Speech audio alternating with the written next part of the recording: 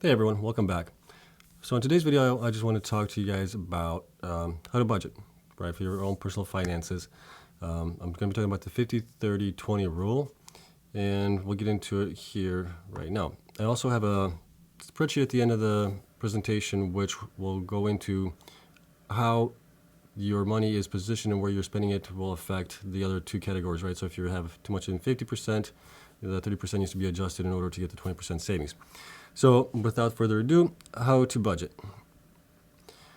So your biggest category or your biggest piggy bank is going to be your needs, right? This includes like housing, groceries, utilities, things like that you need. These are not wants. The next category or the next smallest piggy bank is going to be the 30%. These are your wants. So this will take up 30% roughly of your budget. This is clothing, entertainment, hobbies, lunch, things like that. This is all going to be in your wants. These are not needs. Next one is going to be 20% into investments and savings. So this is how you're going to grow your nest egg. This is how you're going to be able to retire and things like that. This is important to keep this at 20% every month going forward. The more you can put away, obviously, the better off you're going to be in the long run. And then this is always based on net take-home, not gross income. So this is whatever you deposit into your checking account. This is the money that you're using. This is not your gross income. So obviously you have to pay not property taxes, but income taxes and then government taxes and things like that. Social Security and all those other things, that doesn't include this. Okay. So 50% needs, your piggy bank on that includes things like house, right? Whether you're buying or you're renting, it'll include utilities such as your electricity, your water bill, your gas bill, and then possibly also your internet bill, because internet now is more of a need, not a want, in order to be able to communicate with your coworkers, your family, and everything else. It's more of a need than a want. Cable would not be in this. Cable is a want. It's not a need. Food, right? Oh, also taxes. Taxes, if you own your house, you have to pay property taxes on it, unfortunately, so you have to take that into account as well. Food. Food includes groceries. It does not include eating out. So that would be a want. Groceries is something that you need because you need food in order to stay alive. So that's a need. Eating out is a want. So the more you can get rid of eating out, the better off you're going to be. Then you have obviously your car, which includes your insurance, your gas, and your maintenance. The gas part of it is, well, you could have an electric car too, so it could be more on your utilities here. But if you have an electric car, obviously you're not using that much gas, but gas is in there, and then also maintenance. If you have a regular combustion engine car, you're going to have some maintenance with it where you have to do oil changes, things like that, where the electric car, you don't need to do that. All you got to do is change the brakes and the tires every once in a while. Then the 50% needs also includes medical, so that could be your dental, your health insurance, and your vision. Then work includes childcare, so if you have a child, you have to pay childcare for somebody to watch your child while you're at work. This could also include things like clothing you need to buy, shoes, personal protective equipment, things like that. Then you have debt payments, which could include personal loans, school loans, and credit cards, right? So most of us have some kind of credit card debt where we're paying $100, $200, whatever it is, a month. So that would be that. And then you can always steal from your wants if needs exceed 50%. So if your piggy bank for needs is more than 50%, you basically should steal from your wants. We'll get into the spreadsheet later on in the video here. So 30% wants, your little piggy bank here will include things like clothing, entertainment, so movies, concert, restaurants, hobbies, and then vacations. If you're planning on any vacations, you might put money away for that as well. So that would be airfare, hotels, resorts, things like that. Restaurants will also include going out to eat for lunch. Hobbies could be anything that you find enjoyable to do in your life, whether it's going out to work out or flying a drone, doing photography, whatever it is. That's under hobbies, right? And then lastly, the 20% of your little piggy bank now goes into investments and savings. This is where it's going to include the emergency fund. It's going to include your extra loan payments. So on any debt that you have from your needs, you can use from here the Roth IRA 401k plan, so basically your retirement plan. Then you can have your savings account in here and any investment accounts that you have, whether it's stocks, crypto, or real estate, right?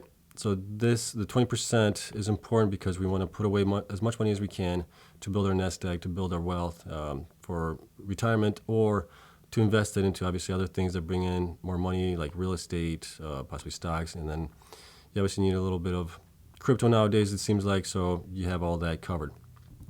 Okay, so let's get into the example here. The example is right here. So with the budget 50, 30, 20 rule, you're looking at, this is just an example budget of 4,000. And then we have the budget analysis here, which is the needs, the wants, the savings at 50%, 30%, and 20%. So at 50% on the needs, you would have basically set aside $2,000 a month for all your needs. Your wants would be at $1,200, and then your savings would be $800. The more you can put away into the savings, the better off you're obviously going to be. But here's just a quick example here. So we have $500 for rent. Basically, you're basically renting with some friends of yours, whether it's an apartment or a house. And you're splitting it. The groceries, $400 a month, I think is pretty conservative. I mean, you're looking at about basically $100 a week for groceries. Car insurance, $250 for a car, $50 for insurance, or it might be $200 for a car, $100 for insurance. And then utilities, $200, which is your electric, gas, water. If you're obviously splitting a place with somebody, that's going to be much lower. You're going to be paying closer to like $75 or $50. Then you have your car gas if you have a regular car, not electric. And then any debt that you may have, credit cards, things like that. And then school loans, right? Those things you have to pay. Those are not needs. Those are needs. Those are not wants. You have to pay those. So then we have wants. Wants includes, so just for a simple example here, we put $200 for clothing a month, right? Entertainment would be $250, which would include things like going to concerts, going to bars, whatever it might be. Vacations, you're putting $180 aside for end of your vacation you want to take. Hobbies, photography, anything like that. Gym membership, then coffee, you get a cup of coffee every day, that's $5 a day, and that adds up. Lunch every day at $15, that also adds up relatively quickly. So then your wants become $1,200. And then that leaves us with our savings account of $800, and we can put $200 away into our emergency fund, which should include basically 3 to 6 months worth of your needs. So if your needs are $2,000 a day, you want to have like $6,000 to $12,000 set aside for an emergency. If something happens to you, you get hurt, you can't work, or you lose your job, anything like that, you want to have that emergency fund there. Once you have that emergency fund fully funded, you can stop putting money away into it, and you can do other things with it. So I'm just putting here at 90% for stocks from the fund, and then 10% into crypto. Obviously, you can change this up however you want to, but that's just the way to do it. So here's how it works. So if your needs should increase by any amount, so let's say you get a bigger place now and you're paying $1,000 a month, but your income stayed the same, right? So now your needs turned into 63% down here, and your wants are at 30% and your savings are at 8%, right? We want to get those savings back up to 80%, so we need to get rid of some needs here or some wants. So we could take out the clothing a month and take that down to 0. And then we could also take out lunch down to 0. And then we've now put the savings back at 20% where we want it to be. So our savings are at 20%, our wants are now at 18%, and our needs are at 63%. Right, so we need to do something where we can bring in that extra income to level the playing field once again to where we need to be at 50%, 30%, and 20%. So if you bring in some additional income every month, say you bring in $500 from being an Uber or a Lyft driver, whatever it might be, you're now at 56% on your needs, 29% on your savings. So obviously you're putting away more than into your savings, and your wants is down to 16%. So we can obviously go back here and increase our wants because we have that extra money coming in now. So we can put the clothing back at maybe $200, right, a month. And now we're back at, wants are at 20%, needs are at 56%, and savings are at 24%. And let's say we go back to eating out lunches now. So now we're at 1,200 back here. So our needs are still at 56%, but our wants are at 27, and our savings are now at 18. So we're not in equilibrium again. So our savings should be at $900.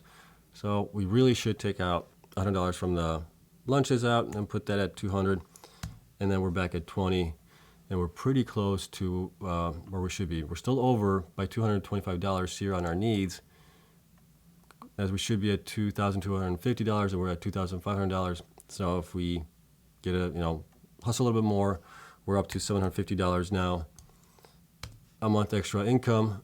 Now our needs are at should be at $2,375, and we're a difference of $125. So we're getting closer to where we should be. Let's say we bring in $1,000. So you can kind of see how this all works out, right? Where you add more income, you can do things to it. So now our needs is right on cue. We're at 50% of our needs based on our income, $5,000 a month. Our wants is at 22%, which is actually lower, and our savings are up 20%. So if we can maintain this, I mean, this is a great way to increase your savings here.